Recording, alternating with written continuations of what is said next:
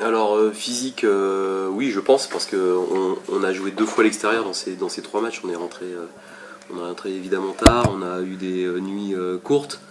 L'enchaînement, 3 jours c'est toujours problématique parce que c'est même pas vraiment 72 heures étant donné qu'on a joué à 20h30 et que là on joue à 20h. Donc entre la fin du match et le début de l'autre, il n'y a même pas 72 heures et surtout il y a une nuit dans la continuité du match à Ajaccio qui est très courte. Hein. Les joueurs ont dû dormir 2 ou 3 heures. Donc voilà, et ça fait partie du contexte. L'aspect mental, non, je pense pas que les joueurs soient trop émoussés. Ils ont envie de jouer, je pense. Je l'espère en tout cas. On est dans des périodes de la saison où on a envie de jouer tout le temps.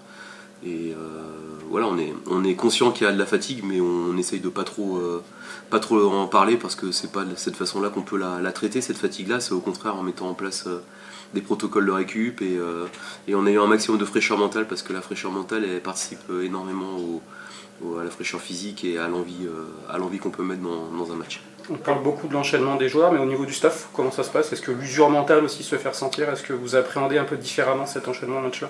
J'essaye pour mon staff comme pour les joueurs d'avoir une approche adaptée à la situation, ne pas les submerger avec des choses, on va dire, accessoires, qu'on reste vraiment concentré sur les éléments importants, qui prennent du temps aussi pour récupérer.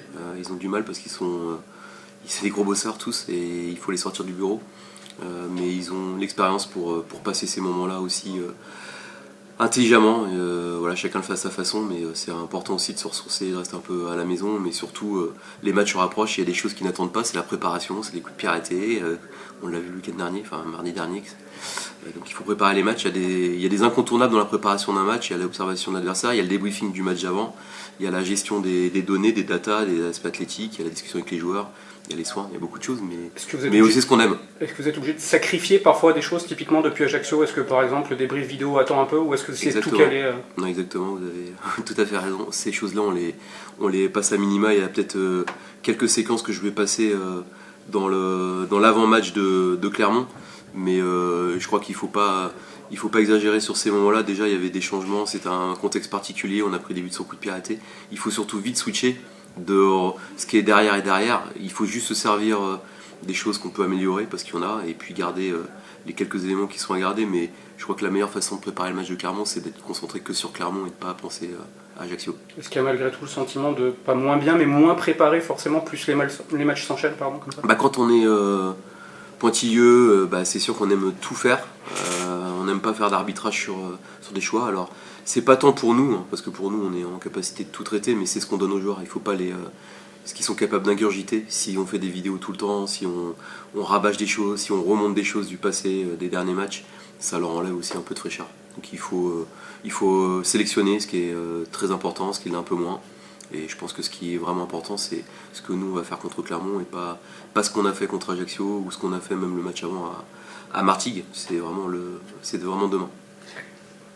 La Ligue 2 est passée à 18 récemment, justement pour alléger ce calendrier. Est-ce que vous trouvez ça normal justement qu'on se retrouve encore avec une semaine à 3 matchs dans cette saison? Les semaines à 3 matchs en soi, elles me dérangent pas.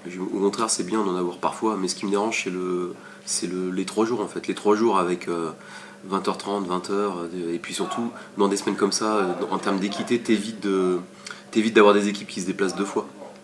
Parce que c'est incontestablement un désavantage d'avoir 2 nuits altérées. Nous, ça a été le cas, en sachant que pour nous, c'est pas le 3e match, c'est le 4e, parce qu'on avait joué le lundi soir.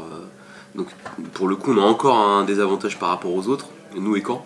Mais sauf que Caen a joué 2 matchs à domicile derrière. Donc, je pense que des 18, l'équipe la plus pénalisée en termes de cadence, c'est nous. Mais bon, on a su faire à Martigues et j'ai confiance dans mon groupe et dans notre capacité demain à aller chercher l'énergie qu'il nous faut pour faire un bon match. Après, le résultat il sera ce qu'il sera, mais on a en tout cas vraiment envie de faire un bon match. Ajaccio, justement, tu avais fait un peu tourner les joueurs. Est-ce que demain, on va retrouver quelque chose d'un peu plus classique dans la il y a un match il y a eu un match aussi qui nous a apporté son lot de fatigue, de charge aussi, parce qu'un match, il y a toujours une facture que tu payes tout de suite ou plus tard en termes athlétiques. Il faut, pour le coup, là, j'ai même pas réellement les éléments pour vous éclairer, parce qu'on a hier fait uniquement une séance de récup pour les joueurs qui étaient à Ajaccio et on a fait un travail pour les autres, mais la seule séance qu'on va faire réellement, c'est là, et on a J+2. Le J+2 c'est toujours la zone rouge critique pour les organismes, donc on va être très léger. Voilà, l'idée c'était effectivement de garder de la ressource pour jouer à domicile, avec une équipe qui pourrait se rapprocher de ce qu'on a connu, mais il y a eu des blessures, il y a aussi des joueurs fatigués, donc je pense qu'entre ce qu'on a prévu et ce qu'on va faire, il y aura peut-être aussi des ajustements. Juste pour conclure sur le sujet précédent, à titre personnel, par exemple, les 10 derniers jours, c'est beaucoup moins de temps de sommeil, des choses comme ça, des adaptations, on va dire. Étant donné qu'on est, en tout cas je parle pour moi, toujours des sommeils très altérés les après-matchs, vu que les après-matchs s'enchaînent avec des avant-matchs, et que les avant-matchs n'est jamais non plus très bon sommeil, on va dire que la période elle est toujours un peu délicate, mais voilà, on a la flamme, on a la passion, et on est content de préparer des matchs, et puis surtout, ce que je dis toujours au staff, et ils ont conscience, c'est qu'on n'est pas à plaindre, on fait des métiers passion, donc ça serait très malvenu de ma part de me plaindre de quoi que ce soit, c'est une fatigue qui est quand même pas la même que d'aller travailler à l'usine, donc voilà, je suis pas à plaindre, et puis avec l'expérience, on arrive un peu à savoir comment se reposer avec moins de temps. À Martigues, en charnière centrale, c'était Tchatchet et Diarra. Ajaccio, c'était Moyukolo Diarra. Est-ce qu'on s'attend pour ce troisième match à peut-être la dernière combinaison? Tout est possible. Je vais répondre à côté parce que tout est possible. C'est des garçons de l'effectif. C'est sûr, c'est que la logique voudrait que Alan revienne. Voilà, il a été préservé le match d'avant. Après, pour le reste, tout est possible. En termes de hiérarchie, Momo Diarra semble quand même, ne serait-ce que par son expérience, un peu en avance sur les trois autres. Momo, il se détache par son vécu, son expérience, sa capacité à connaître le championnat très bien. Et on a la particularité d'avoir beaucoup de jeunes avec lui, puisqu'on n'a plus Loïc. Donc oui, il a un vécu. Maintenant, le vécu c'est bien, mais là, quand on a un vécu, on peut aussi avoir besoin de se reposer. Mais il se connaît bien, c'est un grand professionnel. On va parler un peu de l'adversaire aussi, clairement. Sur quoi vous travaillez spécifiquement pour ce match-là? C'est ça la difficulté, c'est qu'on a toujours dans nos semaines un temps de travail qui est lié à l'adversaire. Alors il y a toujours 3 temps dans nos semaines. Il y a un temps lié à notre modèle de jeu, il y a un temps lié au développement individuel des joueurs, il y a toujours un temps sur l'adversaire qui se chevauche parfois. Là, ce temps-là, on l'a pas eu. Et on l'a pas eu et on l'aura pas parce que je ne me vois pas faire une séance tactique spécifique Clermont. Donc là, c'est plus la vidéo qui vient en aide et puis des échanges individuels. Et voilà. Et puis surtout, dans ces matchs-là, il faut surtout se centrer sur nos forces et sur nos atouts. Vous avez pu avoir un ressenti de vestiaire par rapport à cet enchaînement de matchs, justement, ce que les joueurs ressentent d'avoir joué à Ajaccio, de s'être déplacé jusqu'en Corse, de revenir et après de déjà attaquer Clermont là vendredi? Il y a toutes sortes de joueurs, il y a des joueurs qui récupèrent très vite et qui payent plus tard, il y a des gens qui sont plus lents à la récup mais qui se connaissent très bien, c'est lié à l'âge aussi, c'est lié, est-ce que tu as des enfants, est-ce que quand tu es rentré hier tu as pu faire une sieste ou est-ce que tu as emmené les enfants aux activités l'après-midi, il y a tellement de multitudes de raisons qui font que tu peux te reposer ou pas te reposer. Globalement, des garçons comme Paquez, Valls, Benet, Diarra, c'est des grands professionnels, ils connaissent parfaitement leur corps, ils savent comment faire, c'est des situations qu'ils ont vécues. Après, les plus jeunes joueurs, des fois, ils le découvrent pour la première fois et quand tu l'as pas vécu, tu peux parfois tâtonner. Donc on leur donne des conseils. On est aussi bien entouré avec Mika et Pada qui sont aux petits soins pour les joueurs pour leur récup. Mais non, j'ai pas de réel retour. Je fais le tour, je discute beaucoup avec les joueurs pour savoir comment ils se sentent, comment ils vont, s'ils ont bien dormi. Mais c'est des compétiteurs, l'odeur de la compétition va les réveiller. Même si tu te concentres beaucoup sur ton équipe, est-ce que le côté peut-être sursaut d'orgueil de cette équipe de Clermont qui patine un peu en ce moment en termes de résultats est une petite crainte malgré tout? C'est pas une crainte parce que j'ai pas envie que les autres soient pas bons pour gagner mes matchs, j'ai envie surtout que nous soyons bons. S'ils sont très bons et qu'on est un peu meilleur, on gagnera. Voilà, donc je sais que l'équipe a de la valeur, que les résultats qu'ils ont actuellement, elle est pas, à mon avis, c'est pas totalement ce qu'ils mériteraient d'avoir, parce qu'il y a de la qualité dans leur équipe. Il y a des joueurs qui ne sont pas présentés, qui ont des heures de vol, qui sont des joueurs expérimentés, avec quelques grands talents en devenir au milieu. Après, on sait qu'une relégation, c'est toujours des choses qu'il faut digérer. Parfois, ça demande du temps. Et moi, encore une fois, je me concentre sur notre équipe et je sais que même si ils ont de la qualité, on a aussi la qualité pour faire les choses correctement si on est tous à notre max. Ce sera le retour des animations, pas dans la bonne tribune, en tribune nord. Ça fait aussi plaisir de se dire d'avoir un stade qui va un petit peu chanter au moins.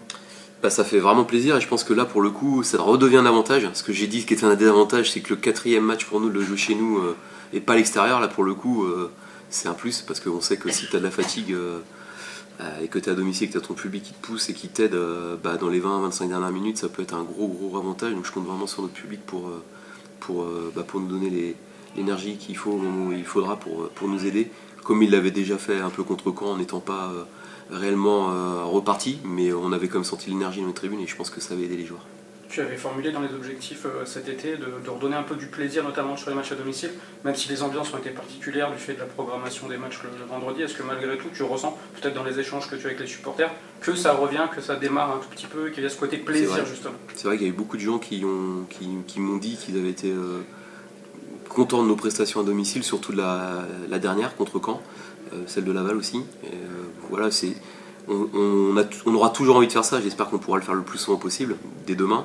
Mais pour moi ça fait partie de la réussite d'une saison, c'est qu'à la fin de la saison, les gens qui viennent te voir, ils aient pris plus souvent de plaisir que des moments où ils se sont embêtés. Donc si on peut créer quelque chose avec notre public, pour moi c'est toujours bon signe quand les gens sont contents.